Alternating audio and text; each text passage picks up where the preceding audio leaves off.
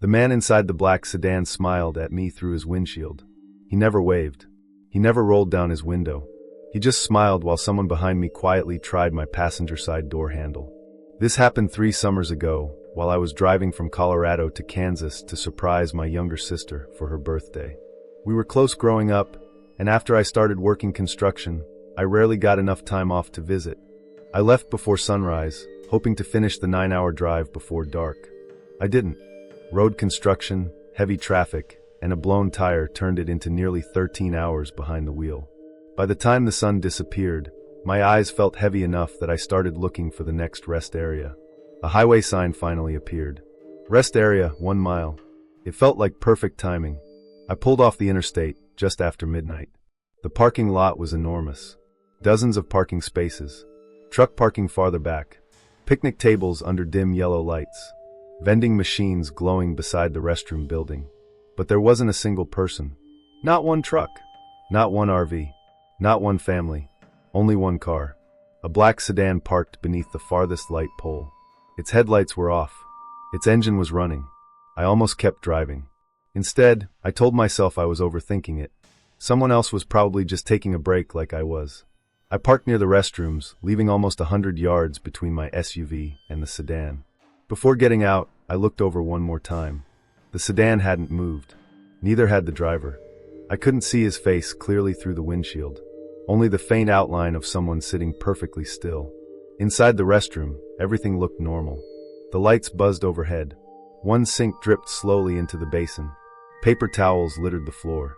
No voices. No footsteps. No one else. I washed my face with cold water, hoping it'd wake me up enough to finish the drive. When I came back outside, something immediately felt wrong. The black sedan was closer. Not much. Maybe 4 parking spaces closer than before. I frowned. Had I remembered its position wrong? It seemed possible. Fatigue does strange things after hours on the road. I climbed back into my SUV and locked the doors. Before pulling away, I checked my mirrors. The sedan's headlights came on. A second later, so did mine. I backed out. The sedan stayed where it was. I laughed quietly. You're paranoid. I drove toward the exit ramp. Then stopped. A man was standing beside the road, leading back to the highway. I hadn't seen him before. He wore a reflective safety vest over dark clothes and held a flashlight pointed toward the pavement. He stepped into the lane and motioned for me to stop. My first thought was highway maintenance. Then I noticed something. No work truck. No warning signs. No equipment. Just him. I slowed but kept my doors locked. As I rolled closer, he lifted the flashlight and gestured toward my rear tire. He mouthed something I couldn't hear. I cracked my window less than an inch. What? Your tire, he called. Looks flat. I glanced at the dashboard. No warning light. Then I heard an engine behind me. The black sedan had quietly pulled in behind my SUV, blocking the lane back to the parking lot. I looked into my mirror.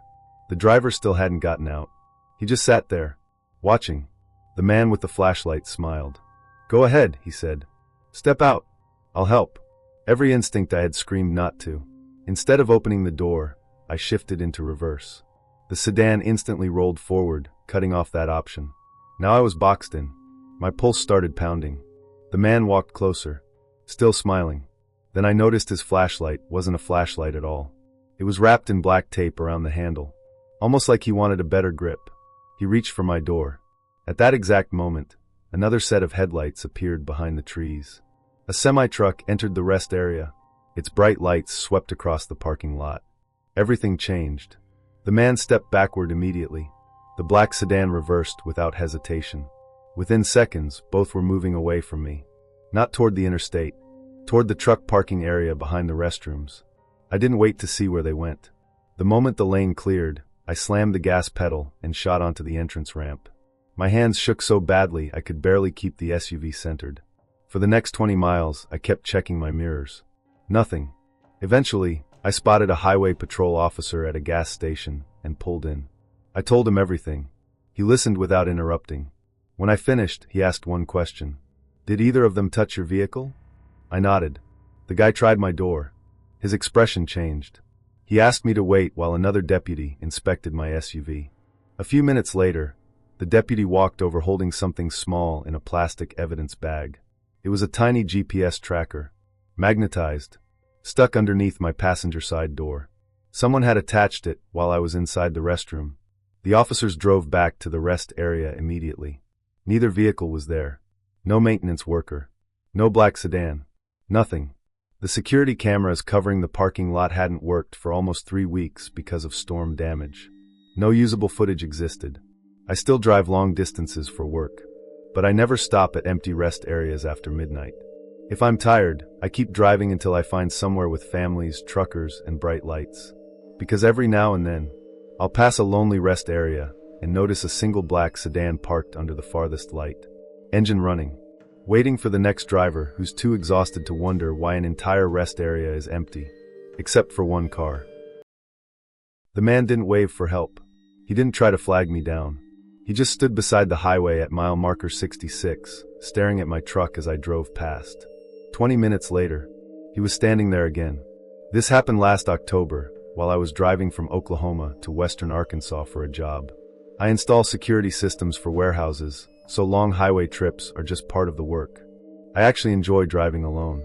I listen to podcasts, drink too much coffee, and usually call my wife every couple of hours just to let her know where I am. That night, I called her right after passing mile marker 66. I should be there before 11, I told her. Don't push yourself, she said. If you're tired, get a hotel. I promised I would. At the time, I had no idea that phone call would end up being the last normal part of my night. About 10 minutes later, I noticed someone standing on the shoulder. He wasn't hitchhiking. He wasn't looking at traffic. He was facing the woods with his hands in his hoodie pockets. As I got closer, he slowly turned his head and watched my truck pass. It felt strange, but not enough to stop. People break down on highways all the time. Maybe he was waiting for someone. A few miles later, road construction forced every vehicle into a single lane. Traffic crawled along for nearly 15 minutes before opening back up.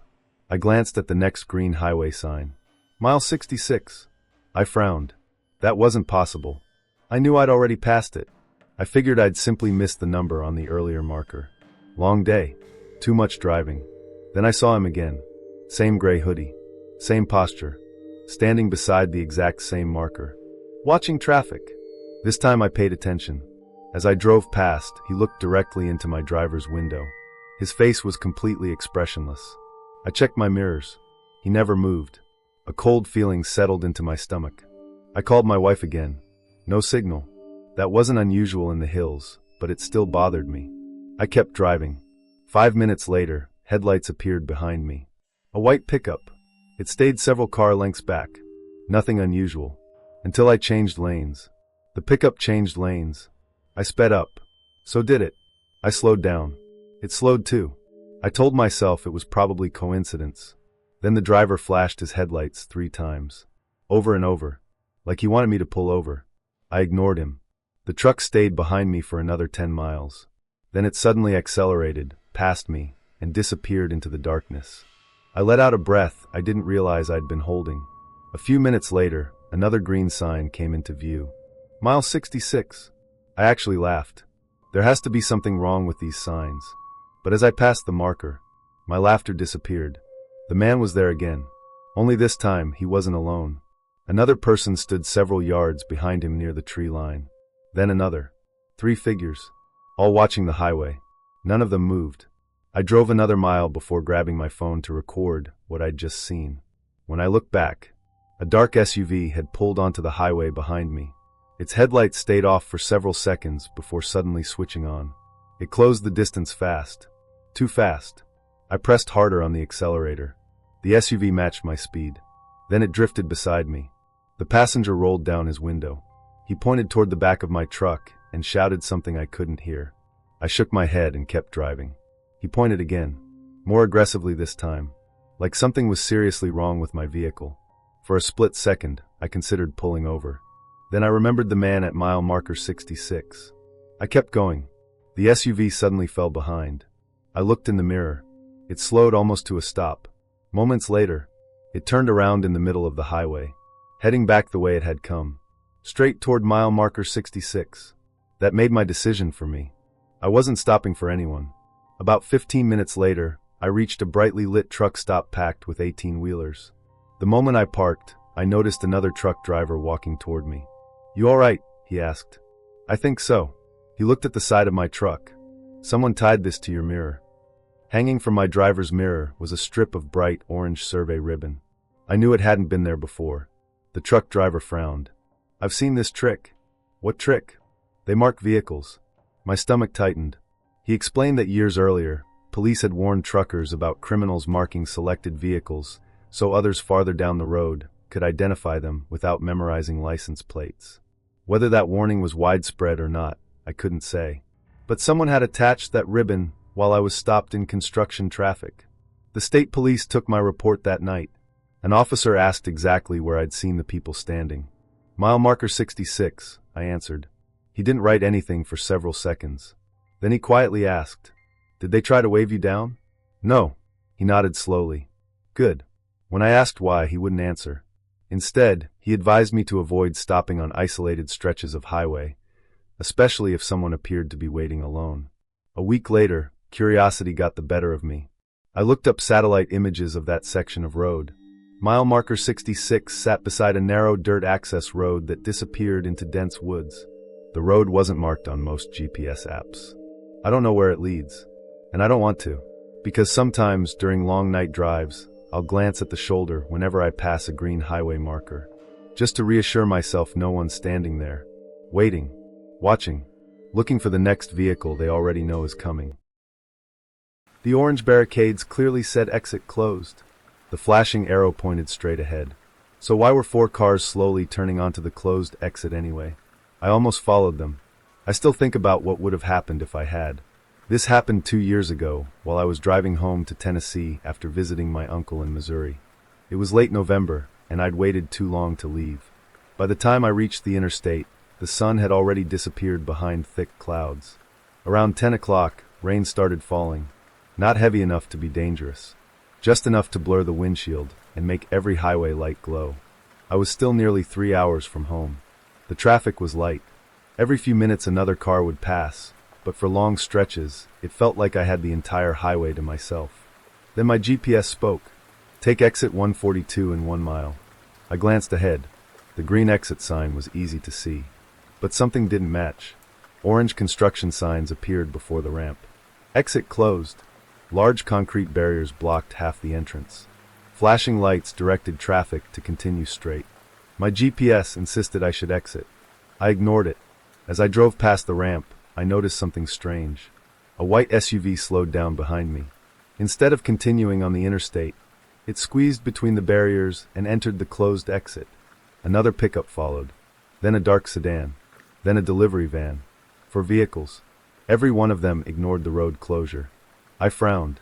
Maybe locals knew the exit had already reopened. Or maybe the signs hadn't been removed yet.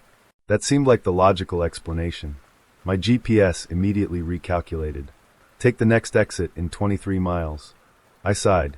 23 extra miles wasn't ideal, but it wasn't worth driving through construction. About 10 minutes later, I stopped at a brightly lit gas station just off the interstate. While filling up, I mentioned the closed exit to an older man fueling a semi-truck. Lots of people were using it anyway. He looked at me for a second. "Tonight?" "Yeah." His expression changed. "You sure?" I nodded. Without another word, he climbed into his truck and drove away. I stood there wondering what I'd said wrong. Back on the highway, the rain got heavier. Visibility dropped. A few miles later, I noticed headlights behind me. The same white SUV. I recognized a dent above its right headlight. How had it gotten back behind me? The closed exit should have taken it away from the interstate. Instead, it stayed several hundred feet behind me, never getting closer, never falling back. Then it flashed its headlights twice. I ignored it. A minute later, it flashed them again. Then again, almost like it wanted me to pull over. I didn't. Eventually, it accelerated past me and disappeared into the darkness. I figured that was the end of it, until my GPS froze. The screen went black, then restarted. Instead of showing my location on the interstate, it showed my vehicle driving along a narrow road labeled only as County Route 18. I wasn't on County Route 18. I was still on the interstate, or at least I thought I was. I looked around. There were no other cars, no overhead signs, no reflective mile markers, only trees. On both sides. My chest tightened. Had I somehow taken a wrong exit without realizing it? That didn't seem possible. Then I saw fresh tire tracks crossing the wet pavement ahead. Dozens of them, all turning sharply through a gap in the guardrail where it had been cut away. There wasn't an official road there, just muddy ground leading into the woods. The tire tracks were recent. Rainwater hadn't washed them away yet. As I slowed down, I saw taillights deep between the trees. One, then another, then three more. Cars were driving through the forest. Without headlights.